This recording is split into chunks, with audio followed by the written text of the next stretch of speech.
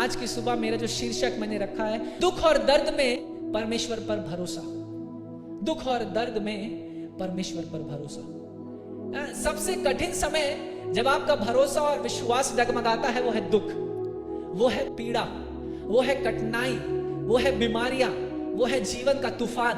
जब ये सब अचानक से आ जाते हैं तो कहते हैं प्रभु तू कहां है, राइट। और आशीषों के बीच में कई बार हम प्रभु को याद करना भूल जाते हैं, सही है।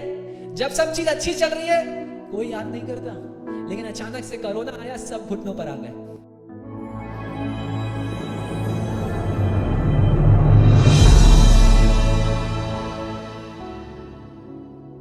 मेरे को मानना आज की सुबह सबसे बड़ा सवाल जो हम सब, ना केवल ईसाइयों के संग लेकिन पूरी मानव जाति के साथ है, वो यही है कि प्रभु तू कहां है जब हम दुख और पीड़ा में रहते हैं। और इसलिए अय्यूब की किताब पहला अध्याय पहले वचन को मैं पढ़ रहा हूं। उस देश में अय्यूब नामक एक पुरुष था, वह खरा और सीधा था और परमेश्वर का भय मानता था और बुराई से दूर रहता था। पहले ही वचन में जो लेखक है वो बात कर रहा है चरित्र के विषय में। Character matters, right. किसी ने इस प्रकार कहा, if wealth is lost nothing is lost, if health is lost something is lost, if character is lost everything is lost. ये इंग्लिश मुहावरा, हिंदी में इसका अनुवाद कर देता हूं। अगर पैसा धन चला गया, समृद्धि चली गई तो कुछ नहीं खोया, स्वास्थ्य चला गया तो थोड़ा बहुत खोया, लेकिन अगर चरित्र खो दिया तो सब कुछ खो दिया। मेरे प्रियो, लोग आपको कैसे पहचानते हैं मायने रखता है ना। ज्यादातर लोगों की गवाहियां हमें ग्रेवयार्ड पे सुनने के लिए मिल जाती है। अगर आप सच्चाई जानना चाहते हैं ना, किसी फ्यूनरल में खड़े हो जाइए और आगे मत रहिएगा, सबसे पीछे खड़े रहिए। कई बार मैं फ्यूनरल्स में जाता हूं, मैं सबसे पीछे खड़ा रहता हूं, सुनता हूं मैं लोग क्या बातें कर रहे हैं। और लोग ये बातें कर रहे हैं, यार इसने तो बड़ा अच्छा जीवन जिया ना, ये देने वालों में से था, अरे यार परमेश्वर का। लेकिन कुछ लोगों के लिए मैं उल्टी गवाही भी सुनता हूं। समझ रहे हैं आप?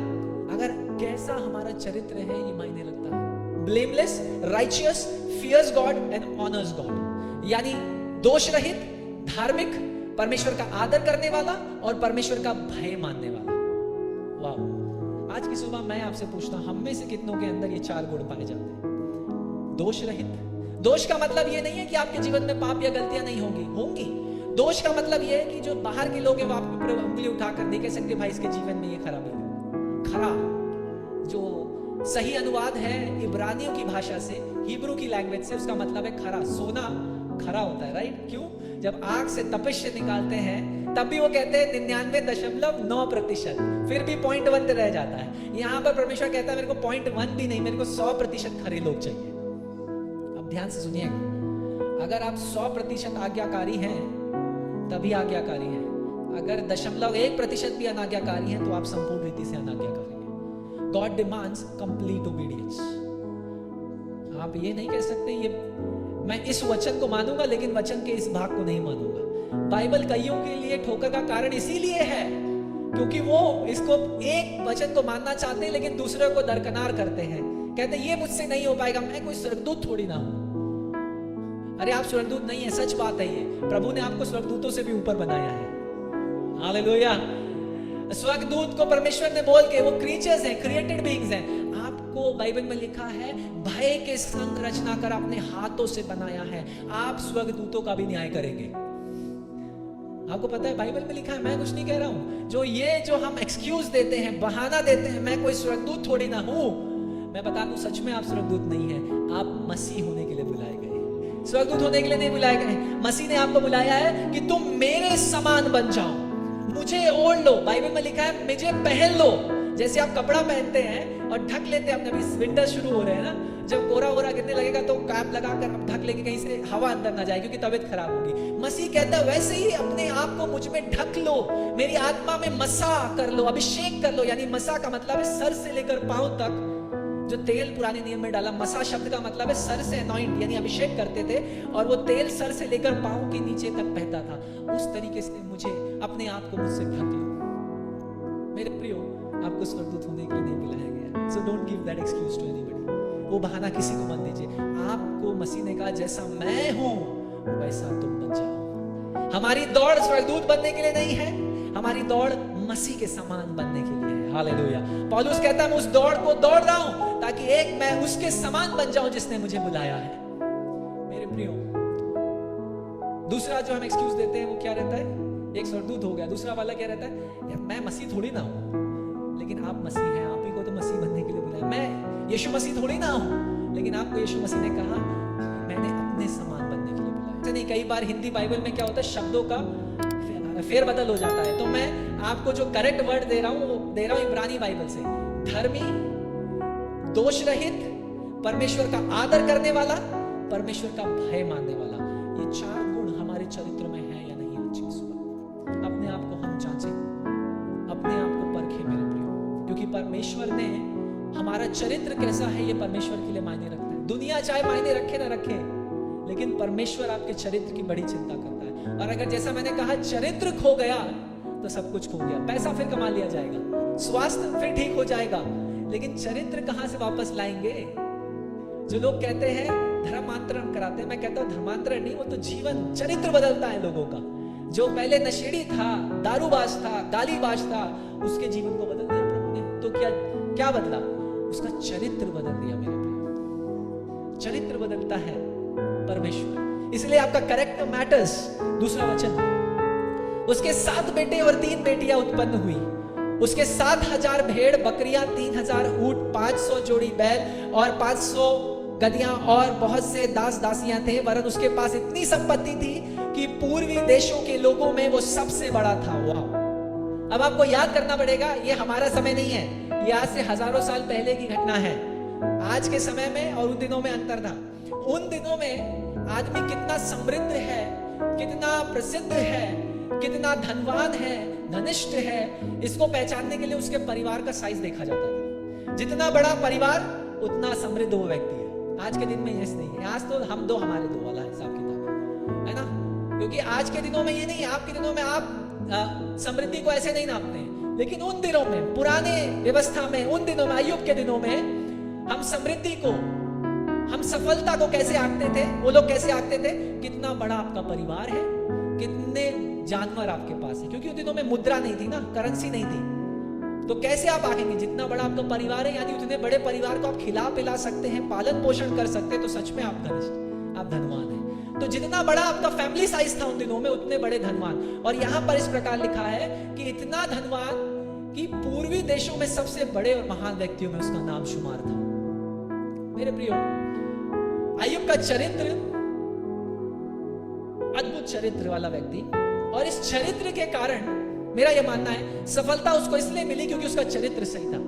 और उसका चरित्र सही था तो परमेश्वर का पोसेशन, उसके पास जो चीजें थी, बच्चे, बेटियां, जानवर, संपत्ति, सब कुछ उसके पास था। यहां तक उसको पूर्व के देश में सबसे महान व्यक्तियों में उसका नाम शुमार था। आपका नाम कैसे जाना जाता है? राइट, यहां पे लिखा है महान लोगों में शुमार था। आपका नाम किन लोगों में शुमार मायने रखता है? आपके परिवार के लोग कैसे पहचानते हैं? आपकी सफलता कैसे आती है मायने रखता है। क्यों?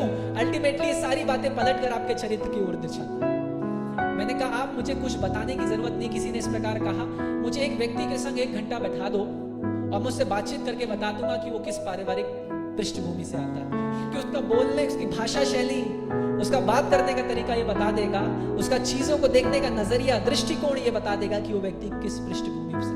कोई बड़ी जादू नहीं है इसमें।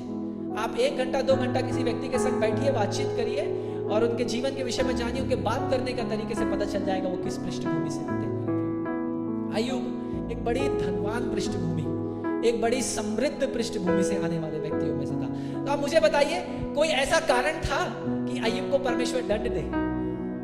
कोई ऐसा कारण आपके अनुसार? पहले वचन में लिखा उसका चरित्र बड़ा अच्छा था, राइट? वो दोष रहित, धर्मी, परमेश्वर का भय मानने वाला, परमेश्वर का आदर करने वाला व्यक्ति था। और इस प्रकार बाइबल में लिखा है कि पूरी पृथ्वी पर उसके जैसा कोई नहीं था। वाह!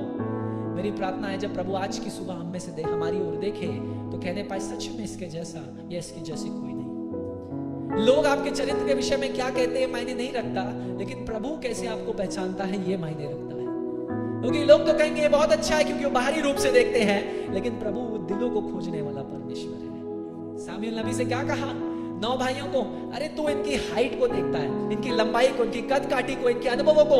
मैं ढूंढता हूं एक ऐसे जिसके दिल में मैं विराजमान हूं, जिसके दिल में मैं बैठता हूं, और वो है दाऊद। आज की सुबह भी परमेश्वर जब हमारी ओर देखता होगा मेरे प्रियो, तो वो क्या ढूंढ रहा है? वो कुछ ऐसे लोगों को ढूंढ रहा है, एक ऐसे मसीह समाज को जो चरित्र में दोष रहित, चरित्र में धार्मिकता उनके जीवन में दिखती हो, जो उसका भय मानते हो, जो उसका आदर करते हो। और तब बाइबल में लिखा है वो सफल व्यक्तियों में शुमार था। आपको सफलता चाहिए, वो बुक्स पढ़ने की आवश्यकता नहीं है, क्योंकि वो बुक सारी बाइबल से ही लिखी हुई है। 10 principles to become successful, 101 principles to become successful, 101 नियम जिसके द्वारा ये सब समाज के कमाने के तरीके, बुक्स की रॉयल्टी, सेलिंग, ये सब उसके पास जा रही है। आया सब एक ही तरीका है, खरे बन जाइए परमेश्वर के सामने, खरे। There is no other way to become successful. Run behind God and success will start running behind you. परमेश्वर के पीछे दौड़ना शुरू करिए, सफलता आपके पीछे आएगी। और कई बार असफलताएं भी आएंगी, क्योंकि असफलताओं का भी परमेश्वर है वो, और उन असफलताओं में भी हमें वो सिखाएगा कि कैसे ये काम दोबारा नहीं करना है। राइट? तो ऐसा कोई भी कारण जो इन पंक्तियों में आपको दिखता हो कि अय्यूब के जीवन में कोई दोष आपको दिखता हो कि उसे परमेश्वर दंड दे, ऐसा कुछ भी अभी तक नहीं दिखाई दिया ना आपको। ऐसा कुछ नहीं था उसके जीवन में कि परमेश्वर उसको दंड दे। उसके बेटे बारी बारी से एक दूसरे के घर में खाने पीने को जाया करते थे, और अपनी तीनों बहनों को भी अपने संग खाने पीने के लिए बुलावा भेजते थे।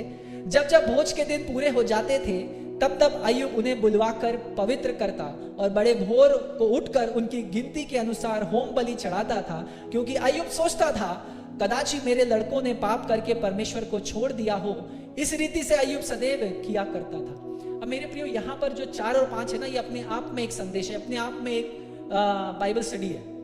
द पावर ऑफ इंटरसेशन, मध्यस्थता की प्रार्थना। खास रीति से माँ बाप जब मध्यस्थता करते हैं बच्चों के लिए, तो कितना भयानक पावर, सामर्थ्य स्वर्ग से नीचे उतरता है। अब जो 7 बेटे 3 बेटियां, क्योंकि इतना धन, इतनी संपत्ति, अरे हर मौके को खोजते थे कि हम भाई मनाएंगे, खुशी मनाएंगे।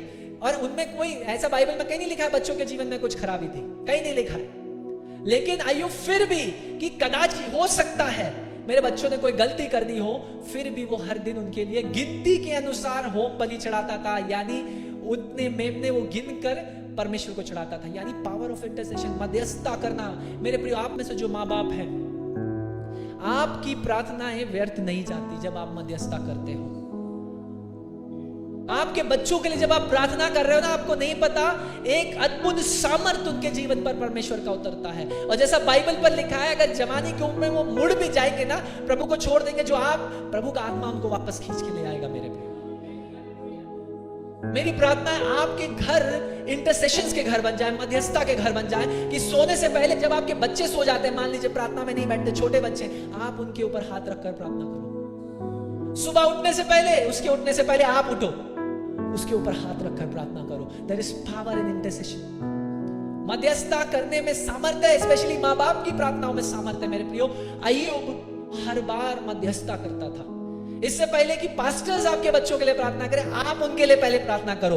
घर का याजक और राजा आपको ठहराया गया है। जो हम पिता लोग हैं ना, हम लोग अपनी जिम्मेदारी से चूके नहीं, हम लोग चूके नहीं। पिता ये ना कहे कि मेरा जिम्मेदारी टू अर्न अ ब्रेड, नहीं, उससे बढ़कर आपकी जिम्मेदारी यह है कि अपनी पत्नी और बच्चों को दुआ बंदगी में, संगति में बढ़ाइए, क्योंकि जब उसमें बढ़ जाएंगे ना, उस सब चीजों में बढ़ जाएंगे। यहां पर देखते हैं 10 बच्चों के लिए अय्यूब हर भोज के बाद होम बलि चढ़ाता था, मध्यस्थता करता था, प्रार्थना करता था, परमेश्वर से क्षमा मांगता था उनके बिहाफ पर। अभी हो सकता है बच्चे छोटे, उनको नहीं पता पा, उनसे आप उनके बिहाफ पर इंटरसीड करिए, आप उनकी जगह पर परमेश्वर से क्षमा मांगिए, परमेश्वर से मध्यस्थता की प्रार्थना करिए कि प्रभु अभिषेक से भरिए, प्रभु अपने वचन और ज्ञान और भय में बड़ा करिए। मेरी प्रार्थना मेरे बेटे के लिए यही है, और मैं से जितने लोग बोलते हैं मैं उनको भी यही कहता हूं, आप यही प्रार्थना करो कि कुछ और उसको मिले या ना मिले, सफलता मिले या ना मिले, प्रभु मिल जाए, है ना। किस बाइबल में किसी प्रकार, इस प्रकार लिखा हुआ बाइबल में कि संसार को पा लिया तो क्या पाया, राइट, लेकिन प्रभु को पाया तो सब पा लिया। यही तो लिखा है। अगर कोई मनुष्य, मैं थोड़ा सा पोएट है ना, ये पोएम है तो मैं पोएम के रूप में प्रेजेंट कर रहा हूं आपको। क्या लिखा है? अगर कोई मनुष्य अपनी संसार की धन दौलत समृद्धि के पीछे दौड़ता है और अपनी आत्मा को नाश में ले जाता है, उसका क्या फायदा? लेकिन अगर वो आत्मा जीत ले और सब खो दे, वो बढ़िया बात है। मूसा का जीवन देख करके मुझे कभी कभी ये लगता है कि हम लोग किस स्थान पर है, किस लेवल पर है। कई बार मैं मजबूर हो जाता हूँ। एक बार मैं छत पर प्रार्थना करता, पता है आपको, और मैं प्रार्थना में उपवास में था, मैं प्रभु से ये प्रार्थना करता, प्रभु मुझे और अपने वचन से थोड़ा और सिखा दे। I want to learn from you, मुझे थोड़ा सा और सिखा दे। आपको प्रभु ने पता है क्या सिखाया? घुटने ऊपर बैठ और मेरी आराधना कर, और कुछ नहीं सिखाया। I was like raising my hands, roof के ऊपर, छत के ऊपर। प्रभु ने कहा सुन, घुटनों पर बैठ और मेरी आराधना कर, इतना काफी है। That's all you need। कई बार जो हम लोग कई सालों से जिन चीजों के लिए जूझते आ रहे, लड़ते आ रहे, पता है उनका छुटकारा कहां पर है? घुटनों पर आकर उसकी आराधना करें। There is victory in worship। Dawood वीणा बजाता था, दुष्ट आत्मा साउल को छोड़कर निकल जाता था। वर्शिप। यहोशू ने आराधना करी ऊंची आवाज में और यरीको नगर की दीवार गिर गई। Worship. Many times your deliverance are just waiting to happen because there is lack of worship। कई बार हमारा छुटकारा उतना इसलिए रुका हुआ है क्योंकि आराधना नहीं हो रही है। आराधना नहीं हो रही है। आपको पता है, आज से 2 साल पहले एक्चुअली मेरे पास एक कंडीशन है, रिकरेंट कॉलिक स्टोन्स की, किडनी स्टोन्स जो बनते हैं, जिनको हुआ है उनको पता है कितना पेनफुल होता है। सो 2 years बैक मुझे रीनल कॉलिक था, 3 mm 4 mm 2 स्टोन थे। सीटी हुआ था मेरा, तो इसलिए मुझे उनका साइज भी पता था। तो सीटी में दिखा था रीनल कॉलिक है। और 2 साल पहले वो क्या हुआ, जब वो स्टोन पास हो रहा था तो स्टोन ने मेरे अंदर की ब्लैडर की लाइनिंग को काटते हुए निकला, और जो काटते हुए निकला तो पूरा इन्फेक्शन मेरे ब्लैडर से, और मुझे बहुत ज़्यादा पेन था। डॉक्टर्स ने मुझे हाई डोज पेन किलर्स पे डाला, मैं रात में भी सो नहीं पाता था। नेक्स्ट डे डॉक्टर्स मेरे पास आए, उससे बोला कि सर आपकी उम्र अभी इतनी नहीं है कि हम आपको ऑपरेशन करें, स्टोन्स बहुत छोटे हैं, आप पानी पीछे निकल जाएगा, हम ऑपरेशन नहीं करेंगे। मैंने बोला हमें ऑपरेशन नहीं चाहिए, आप मुझे डिस्चार्ज कर दो। मेरी वाइफ ने बोला आप डिस्चार्ज कर दीजिए, हम लोग घर में मॉनिटर करेंगे। 6 दिन 6 रातें मैं सही से सोया नहीं, और मेरा सवाल पता है क्या था? प्रभु तू कहाँ है? तू कहाँ है? मुझसे क्या गलती हुई? तेरा खादिम, तेरा दास प्रचार करते हैं, दुआ बंदगी करते हैं, क्या गलती हुई? कहाँ मेरे जीवन में तू मुझे क्या सिखाना चाहता था? प्रभु ने 5 दिन तक कुछ बातचीत नहीं किया। 6ठे दिन मैंने प्रभु से बोला। छठे दिन की शाम मुझे आज भी याद है, मैंने दवाइयां छोड़ दी थी। 6ठे दिन की शाम मैंने प्रभु से कहा, प्रभु मैं तेरी आराधना करता हूँ, धन्यवाद इस दर्द के लिए, क्योंकि जिंदा लोगों को दर्द होता है, मुर्दों को नहीं। और आज भी अगर मैं जिंदा हूँ, ये तेरा अनुग्रह है कि 6 दिन 6 रातें अगर मैंने दर्द में भी काटी है, तूने मुझे छोड़ा नहीं, तू मेरे साथ है, मैं तेरी धन्यवाद करता हूँ। आपको पता है, जैसे ही मैंने ये आराधना, जैसे ही ये बोला धन्यवाद, दर्द चला गया। और आज मैं यहाँ हूँ, मैंने ना दोबारा स्कैन कराया, ना दोबारा कुछ करा, दोबारा वो दर्द, क्योंकि मुझे ये माना था प्रभु ने मेरे धन्यवाद में, मेरी आराधना में मुझे चंगाई दे दी। हालेलुया। मेरे प्रियो, कई बार आपके बच्चों को ये नहीं पता होगा, लेकिन जब आप उनके बिहाफ पर परमेश्वर का धन्यवाद करना शुरू करेंगे, उसकी स्तुति, उसकी आराधना करना शुरू करेंगे, मध्यस्थता करना शुरू करेंगे बच्चों के लिए, एक अद्भुत स्वामर्थ, एक अद्भुत अभिषेक स्वर्ग से उन्हें ढक लेगा, है ना। जब मेरी वाइफ प्रेग्नेंट थी तो मैं ये प्रार्थना कर रहा था, प्रभु कोख में ही अपनी आत्मा से भर दे। जब तू यूहन्ना बपतिस्मा देने वाले को कर सकता है तो मेरा बच्चा क्यों नहीं? मैंने कहा कोख में। और हमारी, आप में से कईयों को हमारी गवाही पता है, मेरे बच्चे को, मेरी वाइफ फ्रजाइल एक्स कैरियर थी। जेनेटिकली अगर मेरा बेटा होता तो 90% वो पागल होना चाहिए था। तो मैंने कहा प्रभु तू अगर उसके लिए कर सकता है तो मेरे बेटे के लिए भी कर।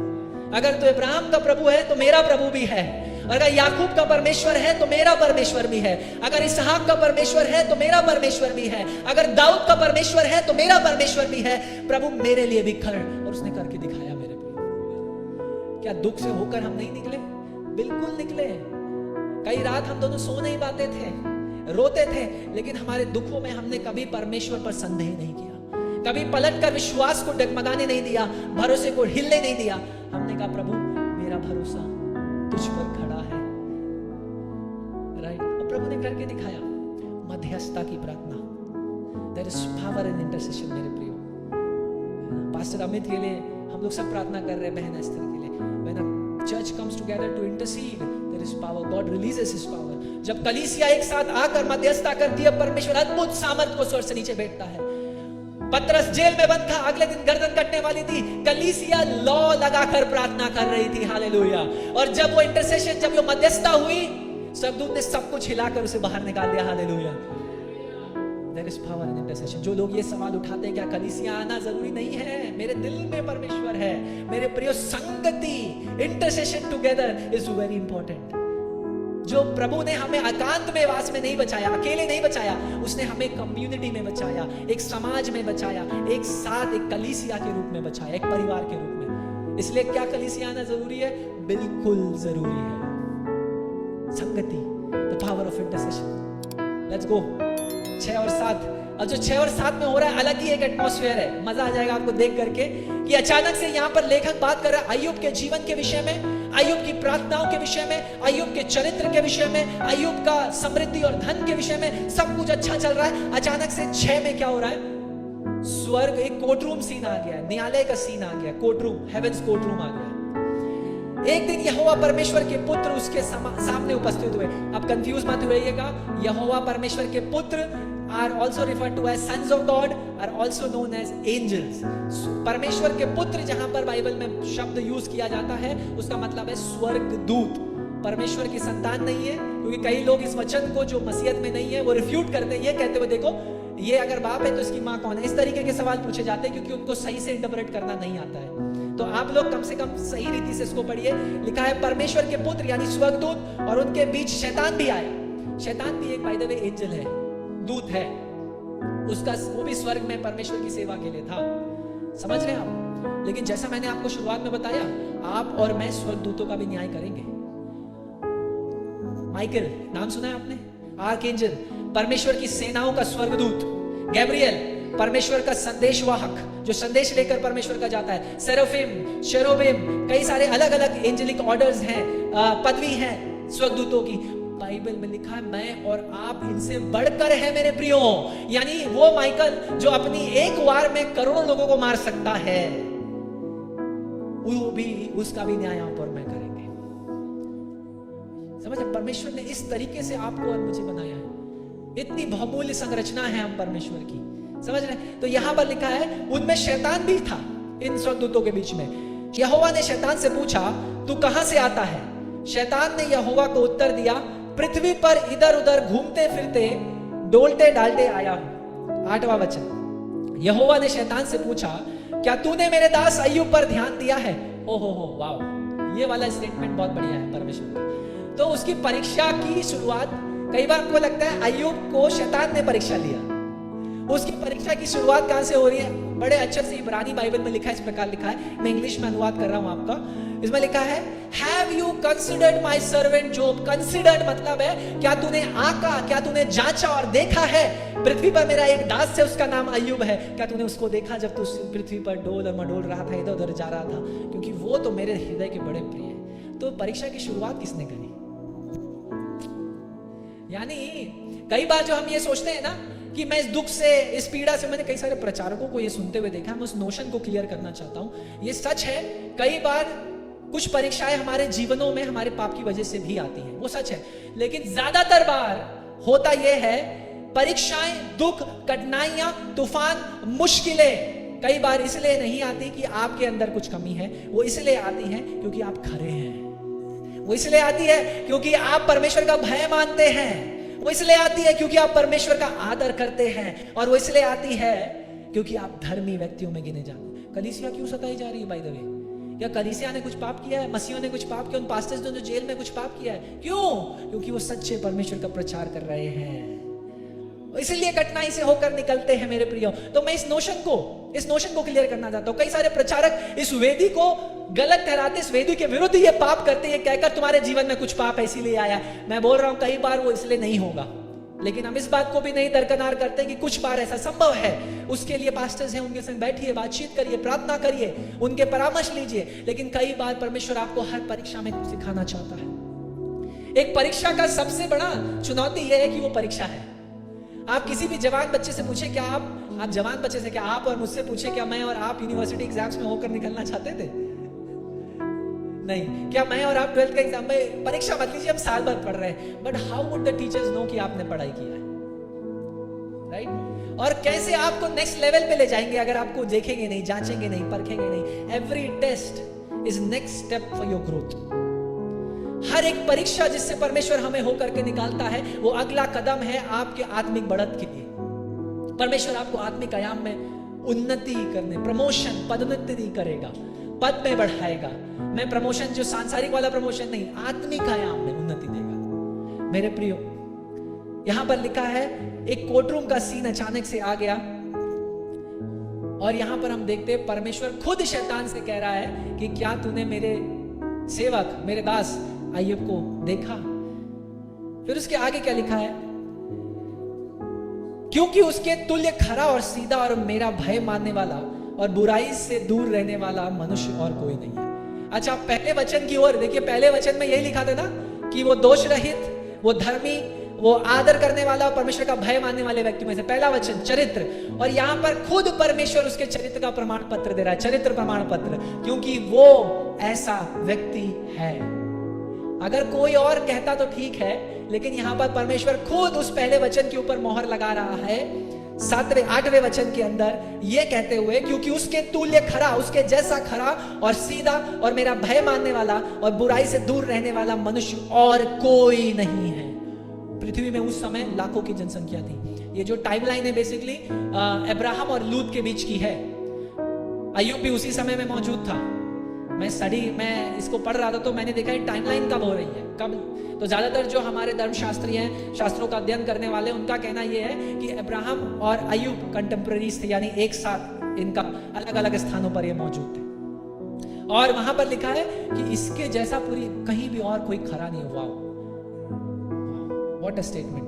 क्या प्रमाण पत्र देता है प्रभु। इसीलिए मैंने शुरुआत में कहा इंसान आपके लिए क्या प्रमाण पत्र देता है मायने नहीं रखता। मैं क्या कहता हूं, आप कितने अच्छे हो, शाबाश, बहुत अच्छा काम किया, मायने नहीं रखता। लेकिन जब प्रभु ऊपर से कहेगा शाबाश मेरे विश्वास योग्य दास, और बाइबल में लिखा उस दिन जब हम उसका सामना करेंगे, वो हमसे कहेगा अगर हमने विश्वास योग्य और सच्चा जीवन, खरा जीवन बिताया है, शाबाश मेरे विश्वास योग्य दास, तूने वो किया जिसके लिए मैंने तुझे पृथ्वी पर रखा था। क्या गवाही! परमेश्वर एक गवाही को किसको दे रहा है? शैतान को। शैतान को बता रहा है तूने क्या अय्यूब को देखा, वो मेरा दास है और उसका जीवन, उसका चरित्र इस प्रकार है। देखिए, शैतान जो शब्द है इसका मतलब है अक्यूजर, और यहां पर शैतान लिखा है, अंग्रेजी बाइबल में भी सेटन लिखा है, लेकिन इब्रानियों की बाइबल में लिखा है दी शैतान, दी डेफिनेट आर्टिकल, दा शैतान। ठीक है, तो यहां पर शैतान का जो शब्द का मतलब है वो है दोष लगाने वाला। प्रकाशित वाक्य की किताब उसका 12वां अध्याय 9वें और 10वें वचन में अगर आप पढ़ेंगे तो वहां पर शैतान के चरित्र के विषय में लिखा है वो उनमें से है जो हमारे भाइयों के ऊपर दोष लगाता है। अब 10वें वचन में देखिए शैतान क्या कर रहा है। परमेश्वर ने गवाही दी, चरित्र का प्रमाण पत्र दिया सबके सामने, सारे स्वर्गदूतों के सामने, जहां शैतान भी मौजूद है। और शैतान ने कहा, शैतान ने यहोवा को उत्तर दिया, क्या अय्यूब परमेश्वर का भय बिना लाभ के मानता है? अब मैं थोड़ा सा इस वचन पर मनन करना चाहता हूं। इंग्लिश बाइबल में लिखा है does job fear God for nothing? क्या अय्यूब परमेश्वर का भय बिना बात के मानता है? आप परमेश्वर का भय किस लिए मानते हो? क्या आपको स्वर्ग जाना है इसलिए आप भय मानते हो? क्या आपको आशीष पानी है इसलिए आप भय मानते हो? कि आपको चंगाई पानी है इसलिए भय मानते हो? क्या वो डंडा लेकर सिंहासन पे बैठा हुआ और आप गलती करोगे वो आपको मारेगा इसलिए आप डर मानते हो, उसका भय मानते हो? आप इसलिए डर मानते हो? क्यों कलीसिया आते हैं? पास्टर पूछेंगे इसलिए। किस चीज की वजह से आप परमेश्वर का भय मानते हो? इसी चीज को वो दोष लगा रहा है अय्यूब के ऊपर। क्या बिना किसी लाभ के अय्यूब आपका ऐवे ही फालतू में ही भय मानता है परमेश्वर? कोई ना कोई लाभ तो आपने दिया है उसको, आशीषें दी है। आप परमेश्वर का भय क्यों मानते हो? Why do you fear God? Do you fear God for blessings? क्या परमेश्वर का भय मानते हो आशीषों के लिए? क्या परमेश्वर का भय मानते हो स्वास्थ्य के लिए कि अगर मैं भय नहीं मानूंगा, आज्ञा नहीं मानूंगा तो मुझे बीमार कर देगा? परमेश्वर बीमार परमेश्वर नहीं है इसलिए वो आपको बीमार नहीं करेगा। God is not a sick God, so He will not give you sickness. Don't worry. He will give you healing because He is the God who heals. यहोवा राफा, वो आपको चंगाई देगा क्योंकि वो चंगा करने वाला परमेश्वर है। एक ऑर्थर को मैं सुन रहा था, उन्होंने कहा, सवाल पॉडकास्ट में पूछा गया उनसे कि कैन गॉड गिव सिकनेस? उसने बोला, मेरे को अच्छा लगा उनका जवाब पॉडकास्ट पे, जो थियोलॉजियन थे, धर्मशास्त्री थे, उन्होंने कहा जो परमेश्वर के पास है नहीं वो आपको वो दे नहीं सकता, और वो बीमार परमेश्वर नहीं है इसलिए आपको बीमारी नहीं देगा, वो चंगा करने वाला परमेश्वर है और इसलिए आपको चंगाई देगा। आप और मैं अपनी गलतियों में, अपने चुनावों में चीजों से होकर के निकलते हैं। मैं अपनी वाइफ के संग कई बार हम लोगों का तर्क वितर्क होता रहता है, क्योंकि वो साइंस की फील्ड से है ना, तो हम लोग कई सारे डिसीजेस को लेकर, इम्यूनिटी को लेकर बातचीत होती रहती है। तो मैं उसको पूछता रहता हूँ कि ये बताओ ये कैसे होगा, ये बताओ ये कैसे होगा। तो एक बार मैं जीन थेरेपी के ऊपर बात कर रहा था, क्योंकि किसी ने किस बाइबल के कैसे प्रभु ने हमारी संरचना करी, बड़ा कॉम्प्लेक्स संरचना है, बड़ा कॉम्प्लेक्स संरचना है। आपको पता है बिलियंस अरबों लोग इस पृथ्वी में मौजूद है, सबका रेटिना स्कैन अलग है। वाह, इसी बात को सोचकर मैं लोग पागल हो जाने चाहिए यार, कैसे हो सकता है ये, कैसे हो सकता है? अरबों लोग मौजूद है, सबका फिंगरप्रिंट अलग है। यानी आप फिंगरप्रिंट लगा, आपका फिंगरप्रिंट अगर कहीं स्कैन है और मुझे उसके अंदर घुसना है, मैं नहीं जा सकता हूं। सिक्योरिटी है, राइट? अद्भुत परमेश्वर, अद्भुत परमेश्वर, राइट? और यहां पर यही शैतान क्या कर रहा है, इसी संरचना के ऊपर उंगली उठाता है। उसका काम ही यही है, हमारे ऊपर दोष लगाने का।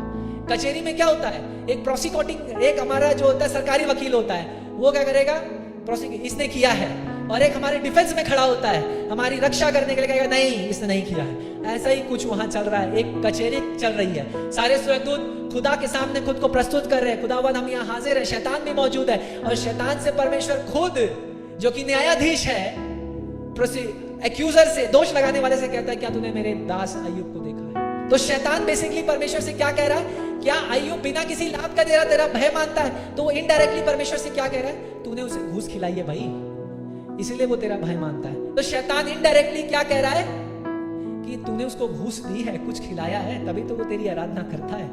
और आगे बढ़कर वो बताता है घूस में क्या दिया है तूने, क्या लिखा है 10वें वचन में, क्या तूने उसकी और उसके घर की और जो उसका है उसके चारों ओर बाड़ा नहीं बांधा? तूने तो उसके कामों पर आशीष दी है और उसकी संपत्ति देश भर में फैल गई है। भाई तूने आशीष दी है प्रभु, और इन आशीषों की वजह से तूने उसकी रक्षा करी। पहली आशीष क्या दी, तूने उसकी, उसके परिवार की, उसकी संपत्ति की रक्षा करी। दूसरी आशीष क्या करी, सिर्फ रक्षा नहीं करी लेकिन उनको बढ़ाया, फैलाया, और वो फैलते चले गए, यहां तक कि अब पूरे विश्व में, पूरे देश में उसकी प्रतिष्ठा है, हर जगह वो फैल गया है। तूने ना केवल रक्षा करी लेकिन उसे सफल बनाया, और ना केवल सफल बनाया लेकिन उसे महान बना दिया उस ईस्ट यानी पूर्व देश के सभी व्यक्तियों के बीच में। इसीलिए तो वो तेरी प्रशंसा करता है, इसीलिए तो तेरा भय मानता है। मैं और आप, फिर से मैं कह रहा हूं, क्यों परमेश्वर के पीछे चल रहे हैं, क्यों परमेश्वर का भय मानते हैं? आशीषों के लिए, चंगाई के लिए, छुटकारे के लिए? अगर ऐसा है तो छोड़ दीजिए।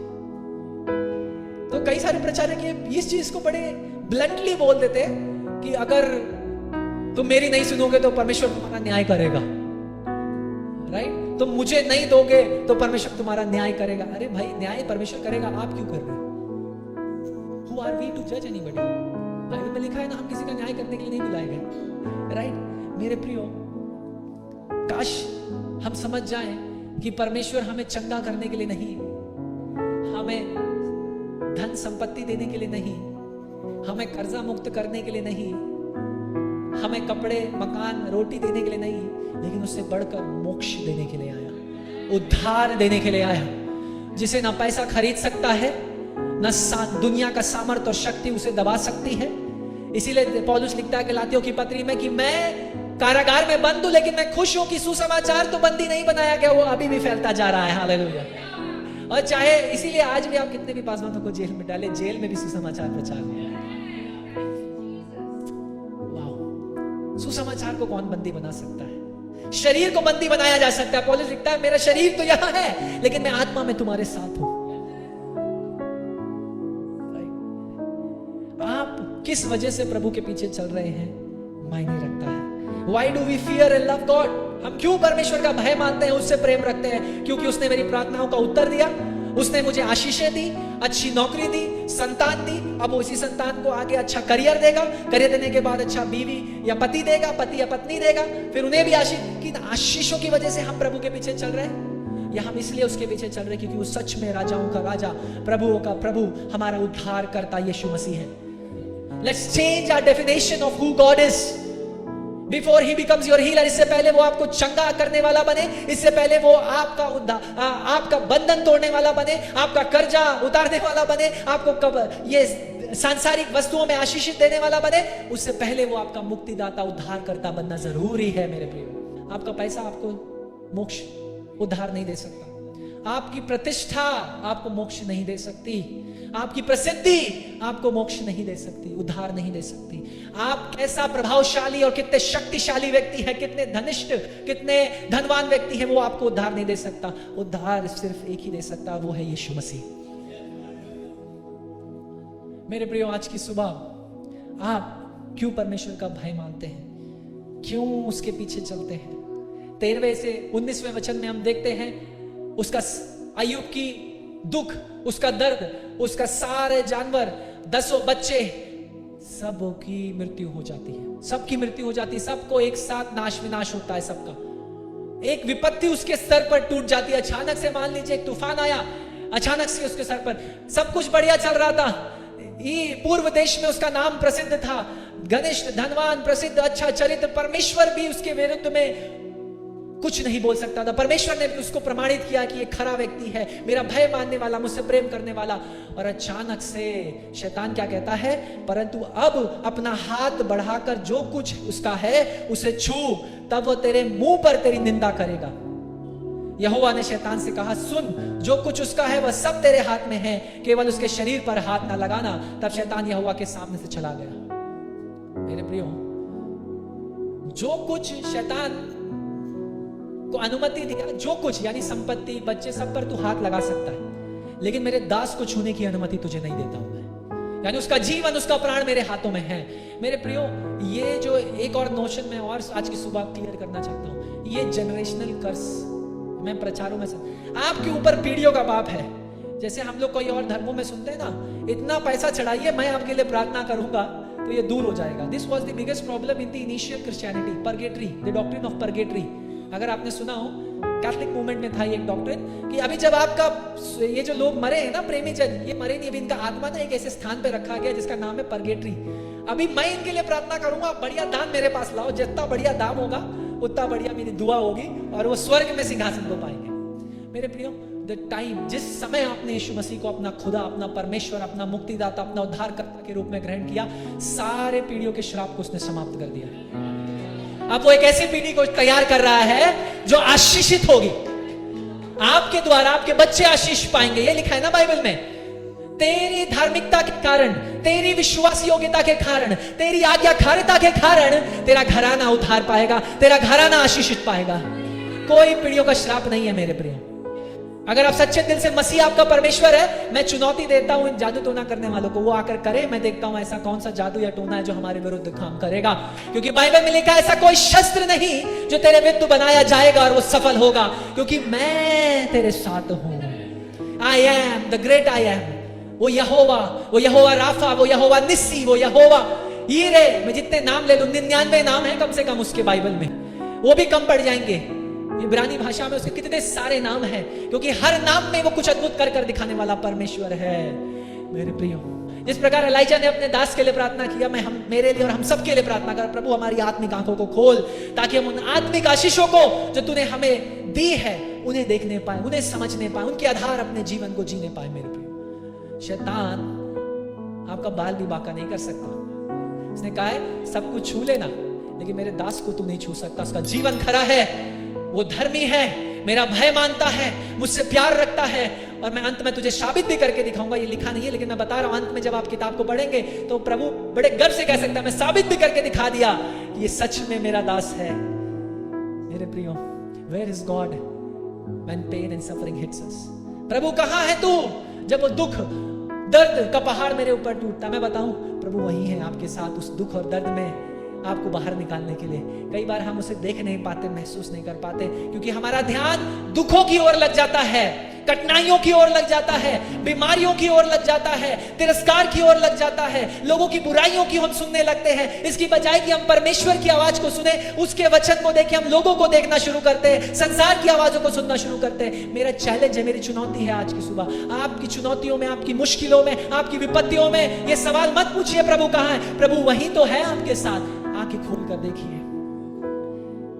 दानियल के 3 दोस्तों ने सवाल ये नहीं पूछा प्रभु तू कहां है, उसने कहा चाहे हमारा परमेश्वर हमें बचाए या ना बचाए हे राजा, हम फिर भी तेरे सामने दंडवत नहीं करेंगे, हम उसी की आराधना करेंगे। और क्या उस परमेश्वर ने उन्हें बचाया?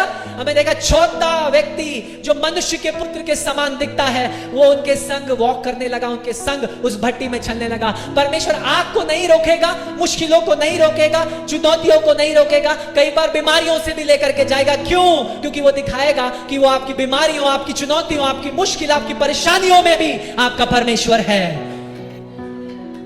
मेरे प्रियो, काश हम इस सच्चाई को समझ जाए कि जब सब कुछ चला गया, अय्यूब 20 और 22 में, 13 से 19 में मैंने बताया उसकी दुख और दर्द की पीड़ा की शुरुआत हुई। आप सोचिए अगर आप और मैं उसकी जगह होते, मैं और आप माँ बाप हैं, हम में से कई माँ बाप हैं, बच्चों के ऊपर मैंने बताया एक छोटा सा बुखार आता है तो हम लोगों को टेंशन होने लगती है। सोचिए कैसी खबर अय्यूब के लिए रही होगी। दास आकर कह रहा है, हे स्वामी तेरे बच्चे जश्न मना रहे थे, अचानक से पूर्व से एक हवा आई, सबके सब नाश हो गए। स्वामी अचानक से ये दूसरे देश के लोग आए और तेरे गधे, तेरे लाइफ स्टॉक, तेरे जानवरों को सब ले गए, अब तेरे पास कुछ नहीं है। वाह, सारी संपत्ति, सारा धन, परिवार, सब कुछ ले गया, सब कुछ चला गया।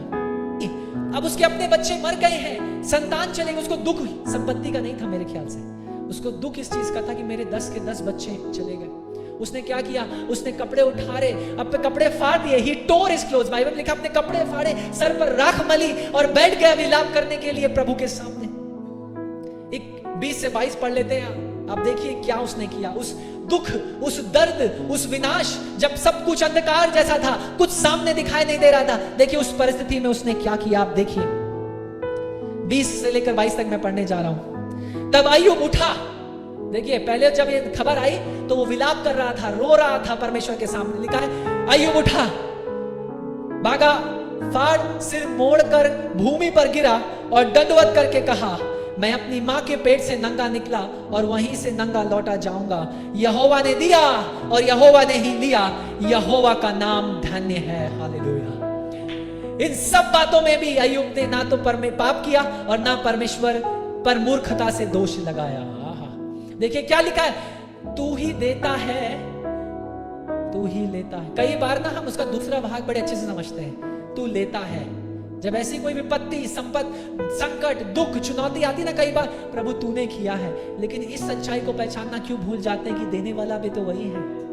उसने दोनों, ये अपने आप में एक कंप्लीट थियोलॉजी है, संपूर्ण धर्मशास्त्र। अगर इसके ऊपर बुक्स लिखी गई है बाय द वे, इस 2 स्टेटमेंट के ऊपर कि तू ही देता है, तू ही लेता है, किताबें लिखी गई है। तो अपने आप में मैं समझा नहीं सकता क्योंकि समय संक्षेप है, लेकिन मैं आपको बता दूं ये अपने आप में संपूर्ण एक थियोलॉजी है, एक धर्मशास्त्र है। वो दिखाता है नजरिया, संपूर्ण एक दृष्टिकोण अय्यूब का कि वो कैसे परमेश्वर को देख रहा था। वो कहता है प्रभु जब मैं मां के गर्भ से आया था तो मैं कैसे आया था?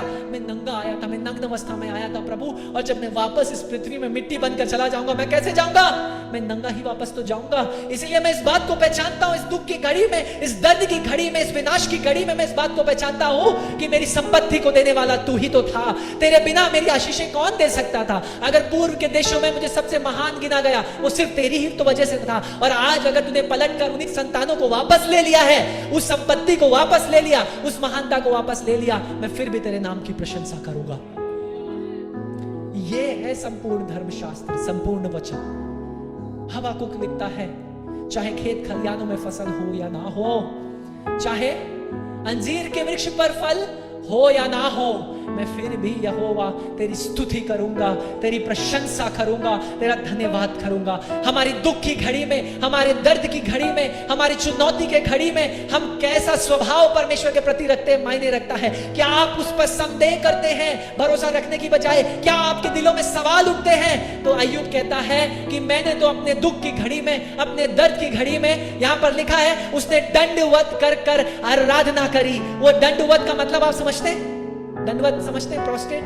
दंडवत का मतलब सिर्फ इतना नहीं होता है, दंडवत का मतलब होता है सर के बाद पूरा गिर जाना। समझ में आया आपके? दंडवत कर कर, बाइबल में लिखा है ही वर्शिप्ड यहोवा।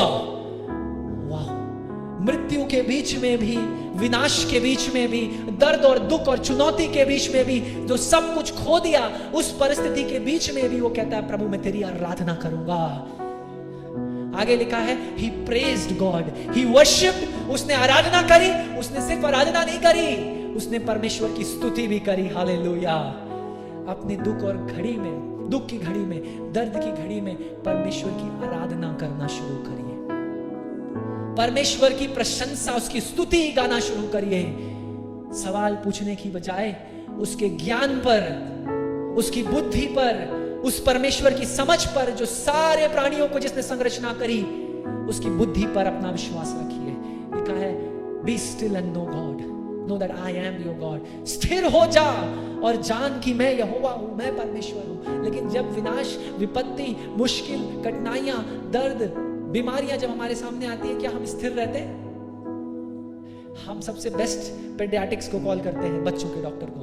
अगर आपका बच्चा छोटा है तो मैं और मेरा पत्नी, मैं आपको बता रहा हूं हमने कैसी लड़ाई जूझी है, और आप सबने जूझी होगी अपने अपने समय में। 104 बुखार, हम सबसे बढ़िया पेडियाट्रिक, इसको दिखाया नहीं हो रहा, उसको दिखाया नहीं हो रहा। 5 दिन हो गए बुखार में, मैंने कहा दुआ करेंगे, आज पूरी रात सोएंगे नहीं, दुआ करेंगे। मैंने जैसे बोला आज दुआ करेंगे। सुबह के 3 बज गए, 4 बज गए, कुछ नहीं हुआ, 6 बजे से बुखार खत्म। जो 5 दिन में डॉक्टर्स की दवाइयां नहीं खत्म कर पा रही थी, अलग अलग पेडियाट्रिक्स को दिखा दिखा कर हम लोग परेशान हो गए। मैंने कहा प्रभु अब कुछ नहीं होगा, लेकिन अब हम सिर्फ तेरी आराधना और स्तुति करेंगे, क्योंकि तू चंगा करता है, तू जीवन देता है। जीता है वो जीवन, तो उसकी ओर क्यों नहीं देखते? हमारी आंखें हर जगह घूम जाती है, लेकिन उस यहोवा की ओर नहीं घूमती, जहां भजन लिखने वाला कहता है मैं अपनी आंखों को उन पर्वतों की ओर उठाऊंगा, क्योंकि मेरी सहायता कहां से आती है? आपकी सहायता कहां से आती है? बोले मेरी सहायता यहोवा से आती है। क्या मैं डॉक्टर्स को दरकिनार कर रहा हूं? बिल्कुल नहीं। साइंस और मेडिसिन का अपना जगह है, अपना स्थान है, और जो कुछ साइंटिस्ट कर पाए, विज्ञान कर पाए, परमेश्वर के अनुग्रह और ज्ञान की वजह से ही है, उनका अपना स्थान है। कोई भी दवाई आपको चंगा नहीं कर सकती, कोई डॉक्टर मुझे लिख करके बता दे। तो एक बहुत प्रसिद्ध, सुप्रसिद्ध डॉक्टर पॉडकास्ट कर रहे, मिलियन फॉलोअर्स, और कह रहे, सुनिए, पॉडकास्ट करने में से कह रहे कोई दवाई आपको चंगा नहीं कर सकती है। ये मैं डॉक्टर हूं, 45 साल से मैं इस पेशे में हूं, आपको बता दो कोई दवाई चंगा नहीं कर सकती। खाली जो सिम्टम्स हैं, जो दिग्लक्षण हैं, उनको रोक सकती है। चंगा करने वाला सिर्फ परमेश्वर है।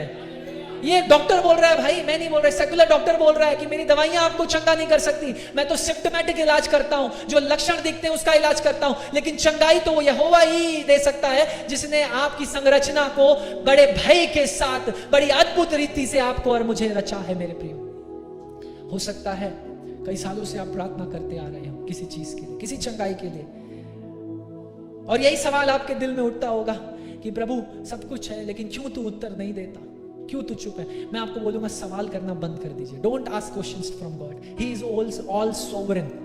वो सर्वव्यापी परमेश्वर है, सर्व सामर्थी परमेश्वर है, सर्व ज्ञानी परमेश्वर है, सब कुछ जानने वाला परमेश्वर है, और अपने ज्ञान में उसे पता है वो क्या कर रहा है। उससे सवाल मत पूछिए, वरना आपका हाल भी अय्यूब की तरह होगा। 40वें अध्याय तक परमेश्वर चुप रहा, लेकिन 41 से परमेश्वर ने बोलना शुरू किया, और जब बोलना शुरू किया तो अय्यूब ने पता है क्या कहा? प्रभु मैं पापी हूं, मुझे क्षमा कर कि मैंने तेरे पर सवाल को उठाया। प्रभु ने कहा शाबाश, तूने गलती को माना, शाबाश।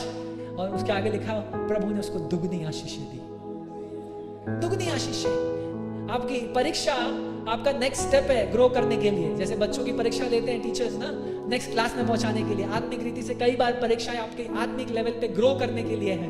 प्रभु ले करके जा रहा है। जब विपत्तियां आए, दुख आए, दर्द आए, परमेश्वर से सवाल मत पूछिए। करना क्या है? परमेश्वर के ज्ञान पर भरोसा रखिए। वो सर्वज्ञानी है।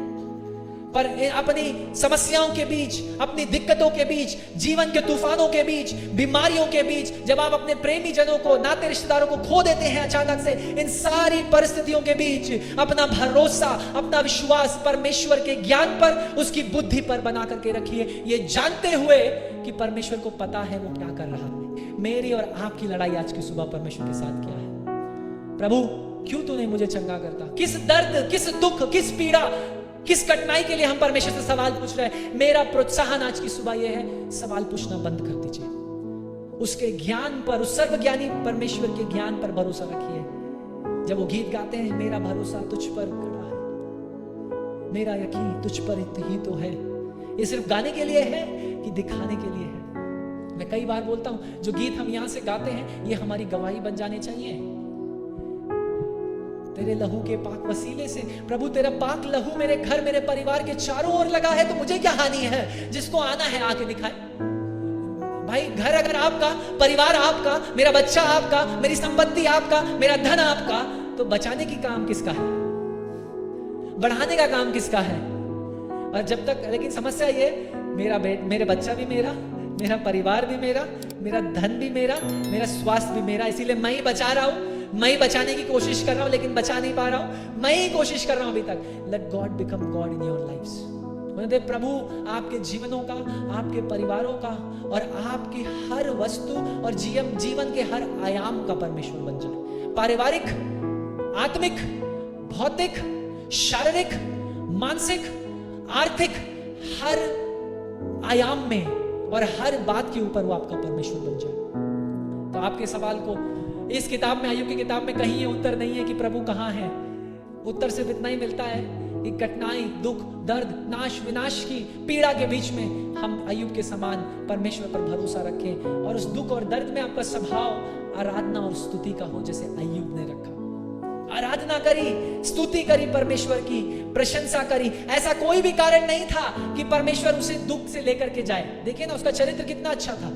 ऐसा कोई भी कारण नहीं था। तो कई बार आप दुख, आप कठिनाइयों से, आप मुश्किलों से होकर के निकलेंगे, इसलिए नहीं क्योंकि आपके जीवन में पाप है, इसलिए नहीं, लेकिन इसलिए क्योंकि आप सच में खरे हैं, सच में विश्वास योग्य हैं, सच में धर्मी हैं, सच में परमेश्वर का भय मानते हैं, सच में परमेश्वर का आदर करते हैं। इसलिए कई बार परमेश्वर आपको दुख और पीड़ा से लेकर के जाएगा, सिखाने के लिए, खरा, ताकि वो साबित कर सके कि सच में मेरा दास अय्यूब के समान कोई नहीं है।